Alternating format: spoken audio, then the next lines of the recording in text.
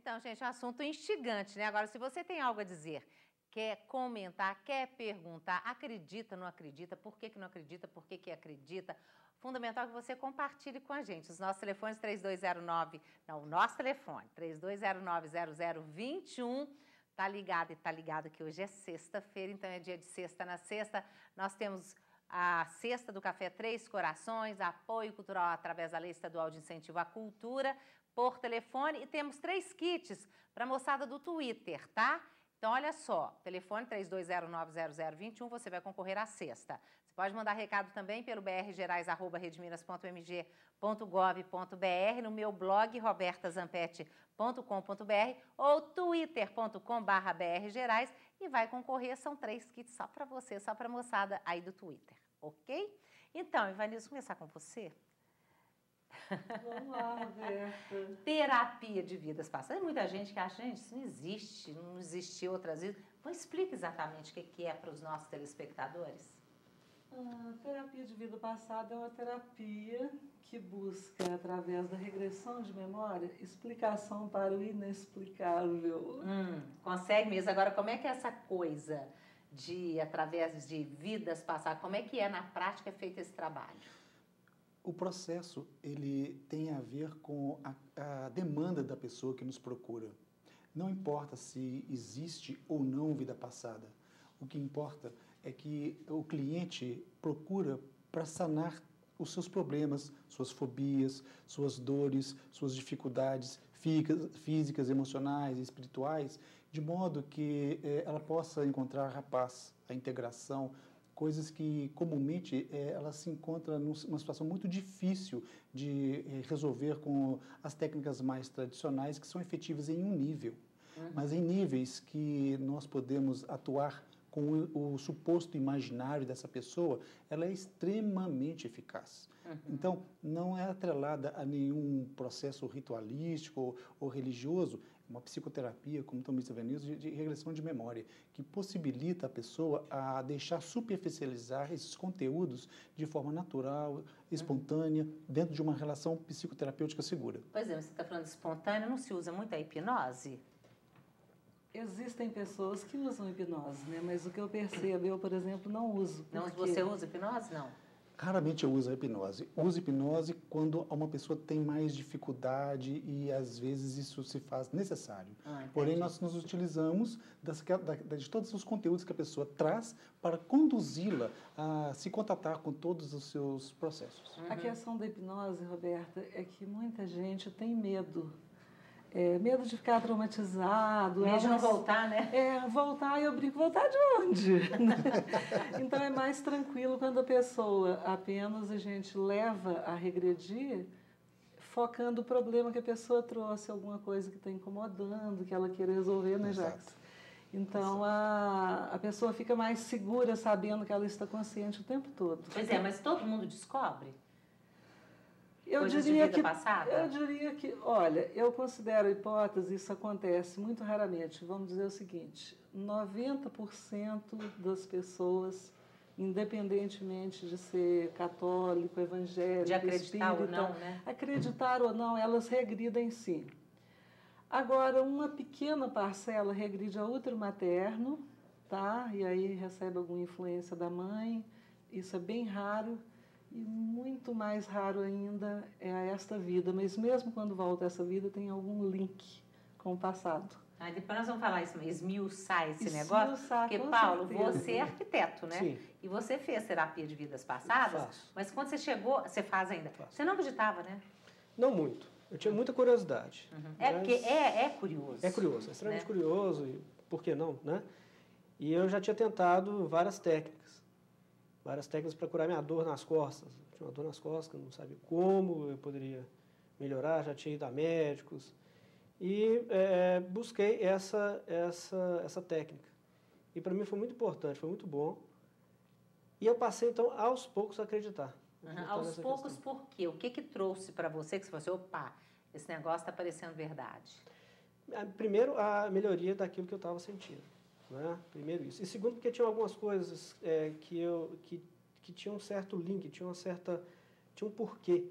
né, eu comecei a entender o porquê de determinadas coisas, determinadas posturas que eu tinha na minha vida, determinadas dores, doenças. Eu comecei a ter a explicação para isso. Uhum. Pois é, depois você vai poder contar, né? Claro.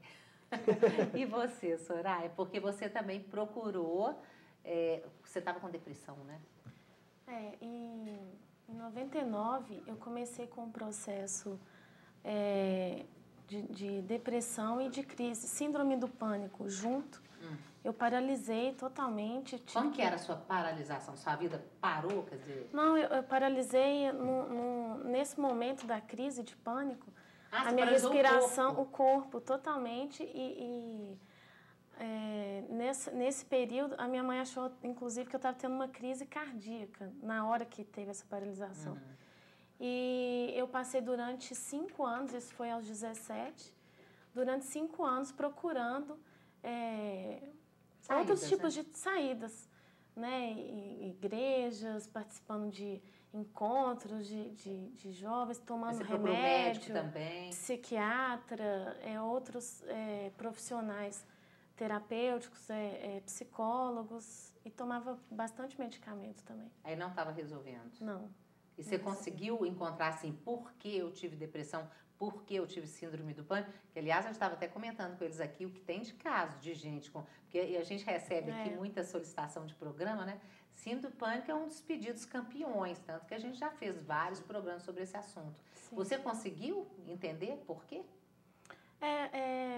Hoje eu percebo, assim, várias questões que influenciaram para que eu tivesse a síndrome do pânico. Não é uma questão única, mas diferentes situações que me levaram a chegar a um nível, assim, eu acho, uma pressão interna tão grande a ponto de não conseguir nem... E vim para a questão física, né? Não consegui nem andar, nem falar, nem conversar, nem sair de casa. Agora, qual a explicação que você encontrou nessa terapia de vidas passadas? Foi problemas de outras vidas? Foram respostas que eu fui encontrando através de outras vidas. Insatisfação com a própria vida, um sofrimento, um medo de viver, um medo de enfrentar, um medo de sair de casa. São vários medos que eu fui buscando resposta dentro da terapia de vidas passadas. Pois é, mas por que você sentia? O que você era na outra vida, em outra vida?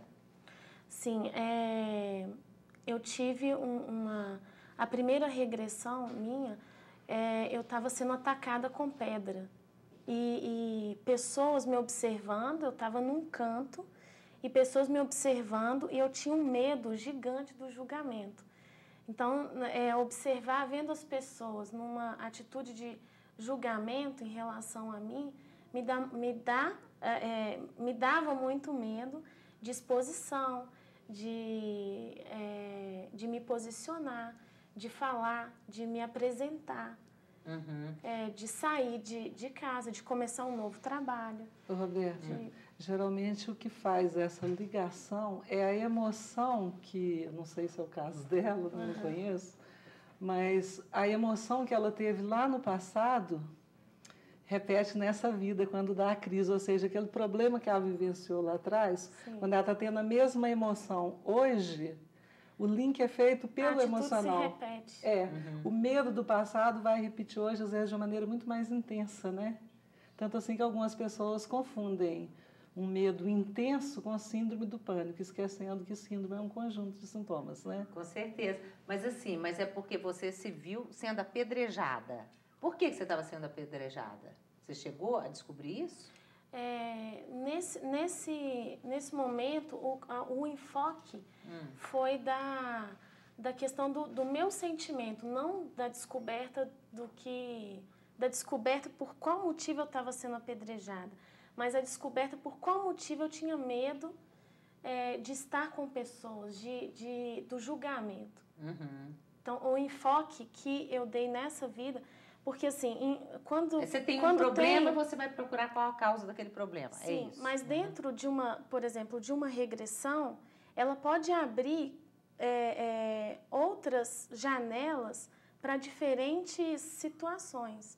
Então, nesse momento, eu estava com o enfoque disso, mas eu fui trabalhando dentro dessa vida que eu tive, desse momento que eu fui lá no passado, observando outras situações. Mas o enfoque que eu dei foi da questão do julgamento mesmo. Explica isso que ela acabou de falar mais. Explico.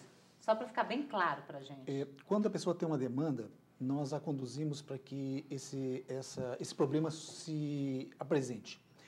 Essa imagem que surge, verdade ou não, vida passada ou não, ela é carregada de energia. Sensações, sentimentos, emoções, pensamentos, imagem são energia. Essa energia, dentro de muitas teorias, inclusive da medicina tradicional chinesa, do hinduísmo, nós temos que essa energia, Reich, depois de Freud, essa energia fica circulando no nosso corpo, formando inclusive coraças caracterológicas.